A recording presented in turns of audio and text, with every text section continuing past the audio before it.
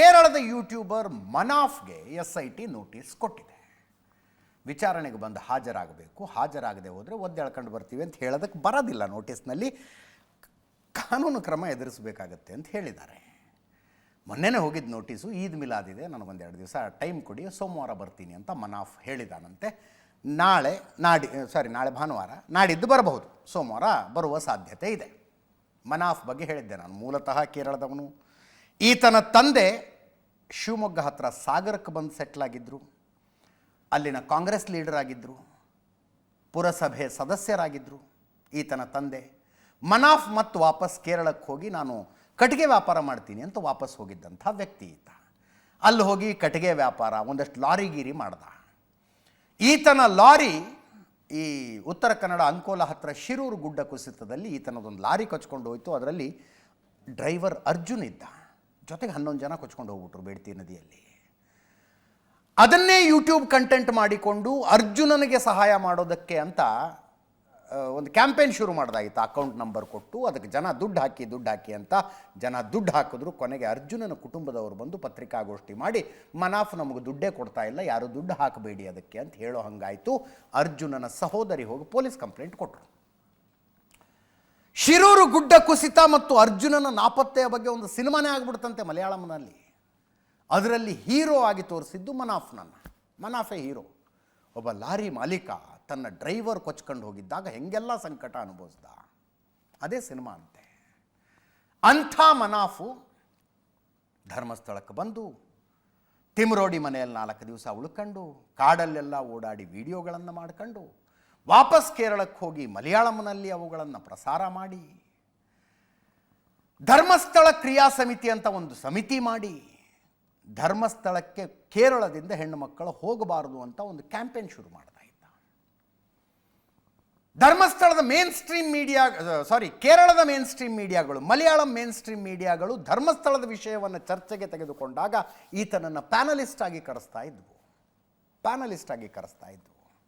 ನೋಡಿ, ಷಡ್ಯಂತ್ರದ ಟೆಂಟಾಕಲ್ಸ್ ಹೆಂಗೆ ಹರಡಿಕೊಂಡಿದೆ ಅನ್ನೋದನ್ನು ನಿಮಗೆ ಉದಾಹರಣೆಯಾಗಿ ಹೇಳ್ತಾ ಇದ್ದೀನಿ.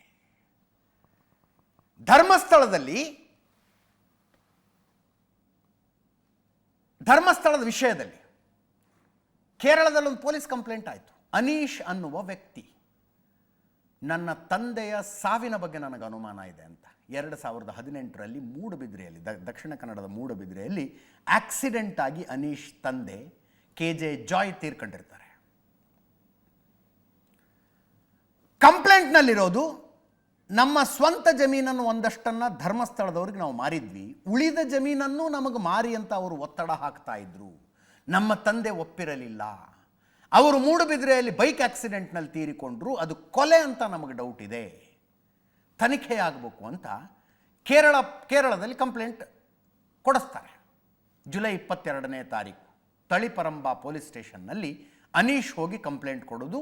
ಈತನ ತಂದೆ ಮೃತಪಟ್ಟಿರೋದು 2018ರಲ್ಲಿ ಮೂಡುಬಿದ್ರೆಯಲ್ಲಿ ಬೈಕ್ ಆಕ್ಸಿಡೆಂಟ್ನಲ್ಲಿ. ಅದು ಆಕ್ಸಿಡೆಂಟ್ ಅಲ್ಲ, ಕೊಲೆ ಅಂತ. ಈ ಕಂಪ್ಲೇಂಟ್ ಕೊಡುವಾಗಲೂ ಜೊತೆಗಿದ್ದದ್ದು ಇದೇ ಮನಾಫ್.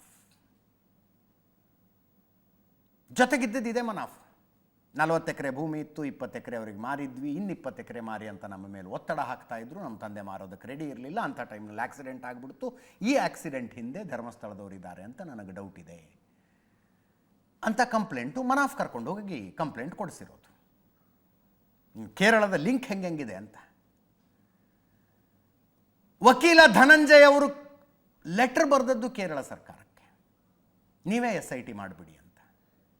ಒಂದು ಗೌರ್ಮೆಂಟ್ ರೆಸಲ್ಯೂಷನ್ ಪಾಸ್ ಮಾಡಿ SIT ಮಾಡಿಬಿಡಿ ಅಂತ. ಕೇರಳ ವಿಧಾನಸಭೆಯಲ್ಲಿ ಕರ್ನಾಟಕದ ದಕ್ಷಿಣ ಕನ್ನಡದ ಧರ್ಮಸ್ಥಳದ ವಿಷಯದಲ್ಲಿ ಒಂದು ನಿರ್ಣಯ ಅಂಗೀಕರಿಸ್ಬೇಕಂತೆ. ಕೇರಳ ವಿಧಾನಸಭೆಯಲ್ಲಿ ಕೇರಳ ಪೊಲೀಸರು ತನಿಖೆಗೆ ಬರಬೇಕಂತೆ. ಸುಪ್ರೀಂ ಕೋರ್ಟ್ಗೆ ಹೋಗೋದಕ್ಕೂ ಅವಕಾಶ ಇದೆ ಅಂತ KV ಧನಂಜಯ್ ಅವರು ಪತ್ರ ಬರೆದಿದ್ದು ಅಲ್ಲಿಗೆ. ಒಂದು ಕಡೆ ಮನಾಫ್ ಇದ್ದಾನೆ, ಇನ್ನೊಂದು ಕಡೆ ಸಂತೋಷ್ ಕುಮಾರ್ ರಾಜ್ಯಸಭಾ ಸದಸ್ಯರು, ಮತ್ತೊಂದು ಕಡೆ ಅಲ್ಲೊಂದು ಧರ್ಮಸ್ಥಳ ಕ್ರಿಯಾ ಸಮಿತಿ ಅನ್ನುವಂಥ ಸಂಘಟನೆನೇ ಶುರುವಾಗ್ಬಿಡುತ್ತೆ. ಕೇರಳದ ಲಿಂಕ್ ನಾನು ಎಕ್ಸ್ಪ್ಲೇನ್ ಮಾಡ್ತಾ ಇರೋದು ನಿಮಗೆ. ಇಷ್ಟೆಲ್ಲ ಇದೆ. ಯೂಟ್ಯೂಬರ್ ಮನಾಫ್ ಬಂದರೆ, ಸೋಮವಾರ ಬಂದರೆ ತನಿಖೆ ಇಂಟ್ರೆಸ್ಟಿಂಗ್ ಇರುತ್ತೆ. ಆತನ ವಿಡಿಯೋಗಳು ಯೂಟ್ಯೂಬ್ನಲ್ಲಿ ಸಿಕ್ಕಿದ್ದಾವೆ. ಅವುಗಳನ್ನು ಇಟ್ಕೊಂಡು ಈಗಾಗಲೇ ಒಂದು ಹಂತದ ತನಿಖೆ ಇಲ್ಲೇ ಆಗಿದೆ. ಎಲ್ಲ ದಾಖಲೆಗಳ ಸಮೇತ ಬರಬೇಕು ಅಂತ ನೋಟಿಸ್ನಲ್ಲಿ ಹೇಳಿದ್ದಾರೆ.